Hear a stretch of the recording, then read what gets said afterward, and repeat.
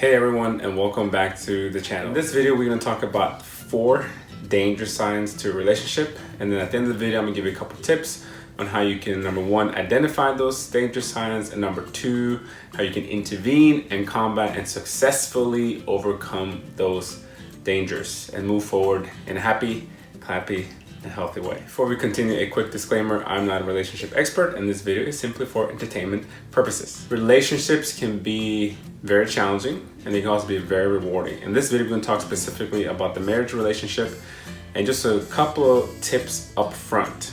And that is, if you don't know the values of the person that you're in a relationship with, what's important to them, such as their priorities, you probably have to prepare for quite a bit of pain. Another tip is, the only way that a relationship is going to work is that you have the attitude of, this is a place where I'm going to give rather than a place where I'm going to take.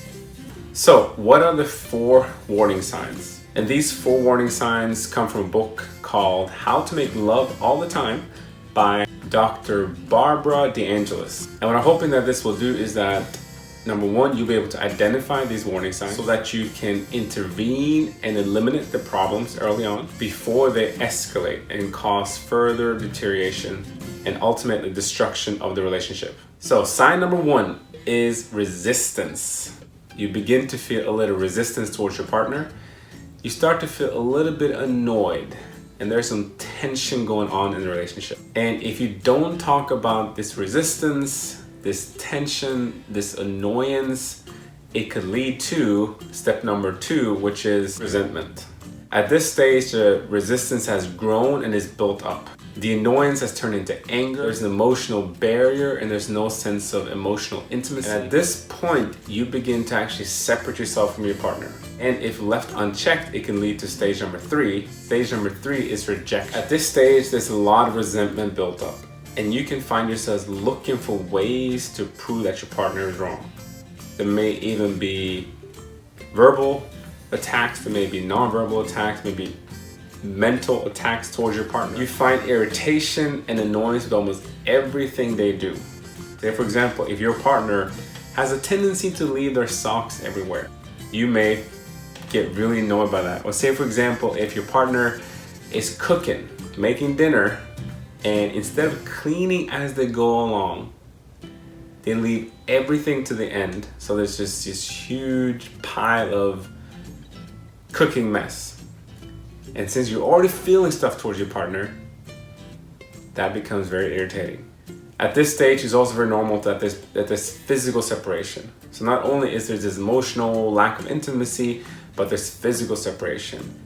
Your partner is in that room, you tend to be in this room. Your partner hangs out over here, you don't want to be close to your partner. And if this is left unchecked, it could lead to stage number 4. And stage number 4 is repression. And this is the stage where there's emotional numbness. Like you're actually not feeling anything towards your partner. And this is the scariest stage of all. You know, they say that the opposite of love is not hatred, but apathy. This is a stage where you've gone into apathy. You're actually not feeling anything towards your partner. You become like roommates. You live together, but there's no emotional intimacy. And on the outside, everything may look really nice, but on the inside, it could be like skeletons, like dead man's bones. Like there's dryness, there's really nothing alive on the inside. The relationship is dead. So hopefully these 4 stages can help you to create some awareness of what are some potential warning signs in the relationship. Then the big question is, how do you prevent your relationship from going from stage 1 to 2 to 3 to 4 to become essentially dead? And as we unfortunately see in statistics, a lot of people end up divorced. Like, how do you prevent this? First tip is just something that's helped me in my marriage. And when I was on that altar, I made a vow to myself, to my spouse now, to my bride back then, and to God. And that vow was that I would never break that vow. And that vow was to be faithful to her until death. And that is a decision that I've made. And it's just something that I constantly made and I've thought about so many times. When we're going through a really, really rough time, and the times we've gone through a rough time in our marriage, I know that there is no plan B. There is no exit door. And that's been super helpful for me, knowing that yes, we're going through a rough time, but we are going to get through it because there's no other way out. So basically, it's just a promise I made to myself that when things get rough, I am going to stay faithful. I'm going to stay committed. Another thing that I also strive to do is always choose, you can call the higher route, the right route, the noble route, or the true route. But essentially is whatever my spouse does, I cannot control. I cannot control her feelings, her behavior, her actions. By the way, she's awesome. But I can control my actions. So my goal is to always do what I know is right. So even if the spouse is maybe acting a certain way, feeling a certain thing, or not behaving or doing what you think that person should be doing, I'm going to choose to do what I think is right. I'm going to choose to pursue righteousness, nobility, or honor, or whatever that phrase works for you. And I believe that when both parties have that conviction, it is going to be super beneficial and it's going to be super helpful for the relationship. A couple practicals as well that hopefully will be helpful. Number one is just communicate. So if you're feeling resistance, if you're feeling resentment, any of these stages, communicate early. Sometimes it's the hardest part when you're feeling emotions that are negative to communicate. But the longer you wait to communicate, the more that conflict escalation is just going to get worse and worse. So communicate early. And if you watch another video that we did with my wife, is to communicate in a way that's vulnerable. Is to spend time each day to just talking. We live in a time where we're bombarded by all kinds of information, and it's so easy to not spend time just talking. And that is every day, figure out your schedule, make a priority to create space where you can just sit and talk to your spouse, just sitting and connecting.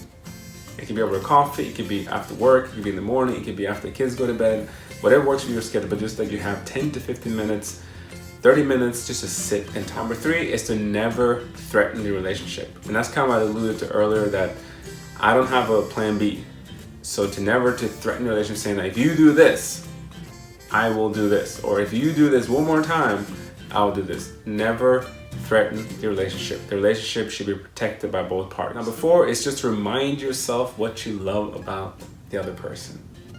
Reassociate yourself with those wonderful, positive emotions of things that you love about that person. Whatever it is, just remind yourself what you appreciate about your spouse. Number five, hug many times a day. There's just something great about a hug. And there's research too, physical affection, how important it is. And I don't know how many times I've felt, tension with my spouse, and she comes over and just gives me a hug. She takes the first step. Or if I'm the one going to her, giving her a hug. How that just it's hard to stay mad when someone is giving you a good old bear hug. Try it. So, hopefully that was helpful. If you liked the video, please give it a thumbs up. And if you are in a marriage relationship, why don't you go to your spouse and just give her a big, wonderful hug.